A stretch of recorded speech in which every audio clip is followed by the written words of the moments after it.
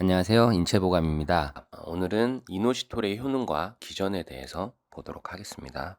이노시톨은 6개의 탄소고리로 이루어져 있어요. 비타민 B군과 굉장히 유사한 구조의 화합물인데 이론적으로는 9종의 이성질체가 가능한데 천연에서 발견할 수 있는 거는 4종이에요. 디카이로이노시톨, 미오이노시톨, 엘카이로이노시톨, 실로이노시톨 이렇게 4가지가 있고 그 곡물의 속껍질 같은 데 많이 있어요. 그래서 쌀을 드실 때도 백미가 아니라 현미를 드셔야 이런 영양소 섭취가 가능합니다. 그리고 인터넷이나 이런 데 뭐 유튜브나 보면 미오이노시톨은 안정적이고 디카이로이노시톨은 안정적이지가 않다? 뭐 그런 내용들이 있는데 안정하고 안 안정하고의 문제가 아니라 그러니까 미오이노시톨이 많아요. 연구가 미오이노시톨 위주로 됐었고 디카이로에 대해서는 연구가 많이 없었는데 최근에서야 이제 디카이로에 대한 논문들이 여러 편 나오고 있어요. 그 미오에 대해서 연구가 많아서 그런 거지 디카이로는 불안전하고 뭐 이런 문제가 아니라는 거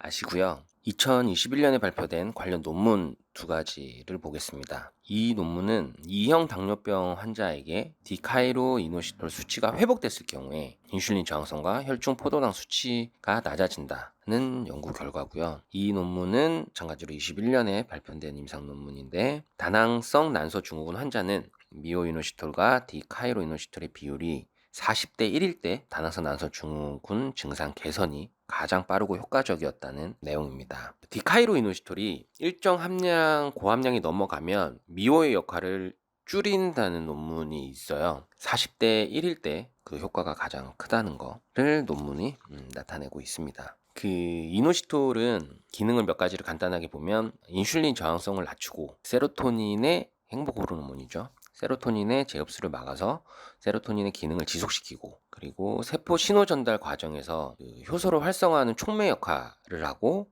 그리고 전력 물질로서 직접 관여도 합니다. 그리고 난자의 질과 정자의 운동성을 높여서 수종 비율을 높이고 그리고 항암에 대한 논문들도 꽤 많아요. 임신을 준비하시거나 난임, 다낭성 난소 증후군, 당뇨 환자, 우울증, 공황장애 뭐 이런 신경계 질환 환자들도 이노시톨을 많이 섭취들을 하십니다. 그러니까 인슐린 저항성은 난임, 다낭성 난소증후군, 당뇨, 비만, 고혈압, 고콜레스테롤, 체내 수없이 많은 질병들의 직접적인 원인이 돼요. 그래서 이노시톨이 갖는 이 인슐린 저항성을 감소시키는 이 특성이 이노시톨을 뭐 섭취했을 때 파생되는 그 효과에 대한 그 베이스가 되는 겁니다. 예를 들어서 당뇨 환자 같은 경우는 2형이 대부분이죠. 2형 당뇨 환자 같은 경우는 인슐린 저항성 때문에 당뇨가 오는 게 거의 다예요. 탄수화물, 단백질 등이 이제 체내로 들어가서 분해되고 당이 돼서 이제 에너지원으로 쓰이죠. 그러면 혈중에 이제 포도당이 췌장에 인슐린이 분비가 돼서 그 인슐린이 포도당을 세포 속으로 집어넣는 역할을 하는데 이 인슐린의 민감도가 떨어지게 되면은 혈관에 포도당을 못 집어넣겠죠, 세포로. 그러면 혈관에 포도당이 남아 있게 되고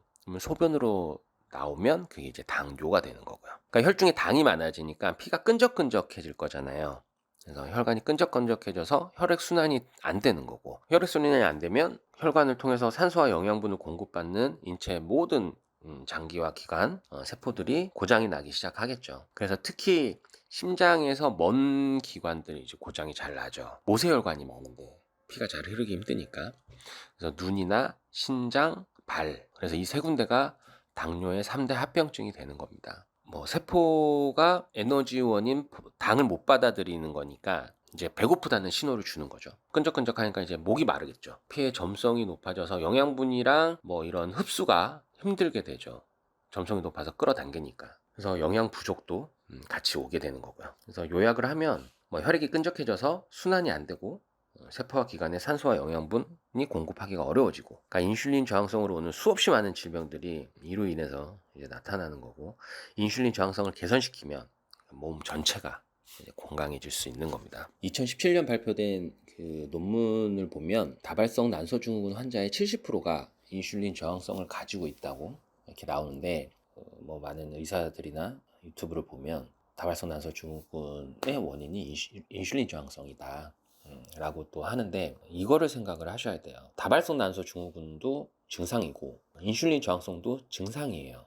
그러니까 인슐린 저항성이 왜 오게 됐냐 이거를 봐야지, 그래야 다발성 난소 증후군도 고칠 수가 있는 거잖아요.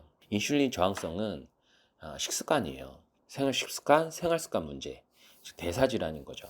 그래야 인슐린 저항성도 잘못된 식습관의 결과물인 거고, 그 식습관은 다발성 난소 증후군도 일으킨다. 그래야 그 나머지 30%에 대한 설명도 가능해지는 거잖아요. 그래서 기본 식습관부터 고쳐야 되고, 그리고 부족한 영양소를 채우기 위해서 영양제도 꼭 복용하셔야 되고, 그리고 개선 속도를 높이려면 이노시톨 같이 인슐린 저항성을 감소시키는 이런 성분들도 섭취하시는 게 도움이 되시겠죠.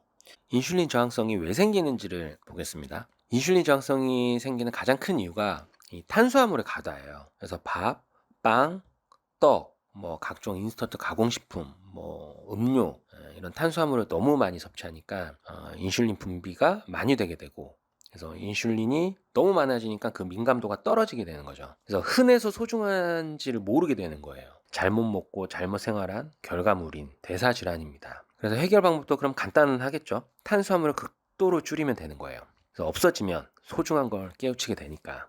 그래서 저탄고지 식단이 인슐린 저항성을 개선시키는데 가장 좋은 식단이 되는 겁니다. 간헐적 단식도 굉장히 도움이 되고요. 넣지를 않으면 분비를 안 하겠죠. 당이 들어오니까 인슐린이 분비가 되는 거고, 많이 들어오면 많이 들어올수록 인슐린 분비가 많아지는 거고, 안 넣으면 인슐린 분비가 안 되는 거죠. 저탄고지 식단이 다이어트 식단으로 많이 알려져 있는데, 인슐린이 지방 저장 작용을 하게 돼요.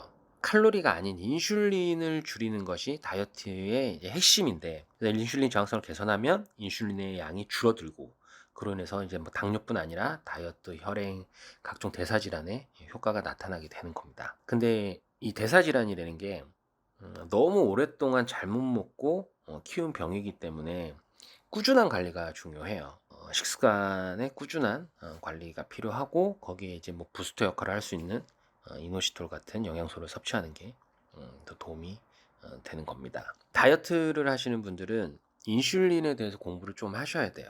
누구나 다 뭐 칼로리만 가지고 고생들을 하는데, 다이어트의 답은 칼로리가 아니라 인슐린 호르몬에 있습니다. 의미 없는 칼로리만 붙잡고 계시지 말고 인슐린 공부를 조금만 하시면 다이어트의 방향에 대해서 잡으실 수 있으니까 조금씩만 시간들 내셔서 인슐린에 대해서 공부를 해보시기 바랍니다. 그러면 이 이노시톨이 어떻게 인슐린 저항성을 개선시키는지 그 기전을 보겠습니다. 인슐린 호르몬, 뭐 난포 자극 호르몬, 갑상선 호르몬, 이런 호르몬들이 세포 단위에서 일을 하려면 그 세포의 수용체에 작용해서 신호를 전달을 해야 돼요.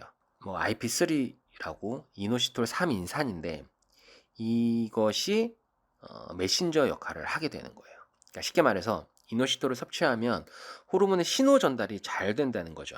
인슐린 저항성이 개선되는 거고요. 뭐 조금 더 자세히 들어가면 이노시톨 3인산이 이노시톨 3인산 수용체에 결합을 하고, 그러면 보시면 이 소포체에서 칼슘을 방출하게 돼요. 그렇게 해서 그 기능을 시작하게 되는데, 이 이노시톨 3인산과 칼슘의 신호 전달 경로가 세포 증식을 유도하는 칼슘 신호 생성에 매우 중요한 역할을 하게 되고, 이 경로가 이제 비정상적이게 되면 뭐 백혈병, 천식, 암, 뭐 불임 등 이제 뭐 복합 면역 결핍까지 유발을 할 수 있는 그런 상태가 될 수 있습니다. 이노시톨 3인산과 칼슘 신호 전달 경로가 기억 형성, 신경 흥분, 뇌 리듬 및 유전자 전사와 같은 뇌 발달과 신경 전달에서 이제 중추적인 역할을 하기 때문에 신경 퇴행성 질환의 이제 원인이 될 수도 있고요. 그 외에 세포의 성장과 생존에 필수적이고, 난자의 질 정자의 운동성을 증가시키고, 그리고 말초신경의 이제 발달과 기능에 필수적이고, 골 형성 및 골 밀도를 증가시키고, 그리고 세로토닌의 재흡수를 막아서 세로토닌 기능을 유지하는 이런 여러 가지 기능들이 있습니다. 그 논문들을 쭉 보면 인슐린 저항성을 개선시킨다는 논문, 그리고 다낭성 난소 증후군을 개선시킨다는 논문, 엽산과 더불어서 신경관 결손이라는 기억 예방에 도움이 된다는 논문, 이것들은 공황장애, 우울증, 정신분열증 등에 도움이 된다는 논문들입니다. 그래서 논문만 보면 거의 만병통치약 같죠. 이노시톨 관련 논문은 너무 많아서 여기까지만 하고요.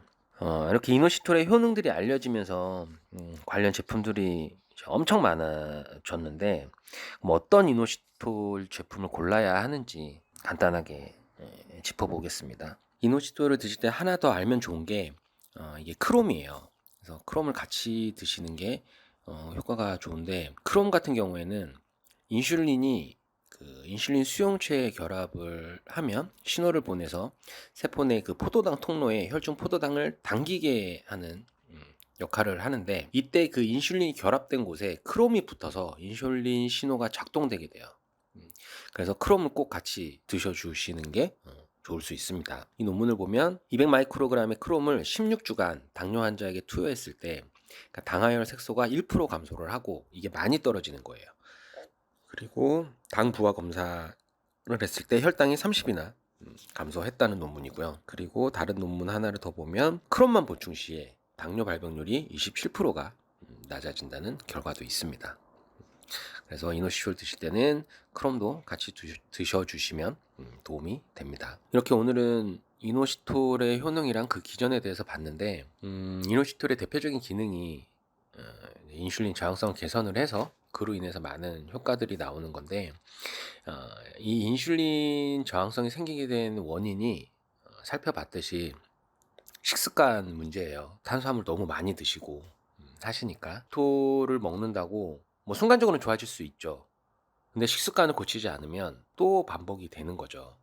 그러니까 이노시토를 먹는 것도 좋은데 그 전에 식습관, 운동, 뭐 생활 습관을 바꾸시는 게 선행이 되어야 이노시토를 부스터 역할로 해서 효과가 나오더라도 그걸 지속적으로 유지를 할 수 있는 거니까 꼭 명심하시고요. 먹는 것이 틀리면 약이 소용이 없고, 먹는 것이 옳으면 약이 필요가 없습니다. 오늘 여기까지 하겠습니다. 감사합니다.